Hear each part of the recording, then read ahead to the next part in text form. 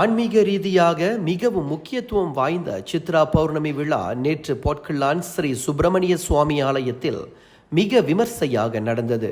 இதில் மஹிமா எனப்படும் மலேசிய இந்து ஆலயங்கள் சமய இயக்கங்களின் பேரவையின் தலைவர் டத்தோ நா சிவகுமார் கலந்து சிறப்பித்தார். போட்கில்லான் மலேசிய இந்தியர்களின் வரலாற்றில் ஒரு தனித்துவமான அங்கம் வகிக்கின்றது.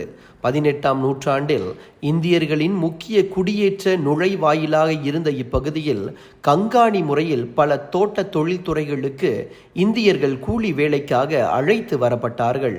பின்னர் பிரிட்டிஷ் ஆதரவுடன் மலேசியாவின் வளர்ச்சிக்கு தூணாய் நின்ற இந்தியர்கள் தாங்கள் தங்கிய இடங்களில் கோயில்களை கட்டி வழிபாடு செய்து சமூக ஒற்றுமைக்கு வழிவகுத்தார்கள் என சிவகுமார் குறிப்பிட்டார்.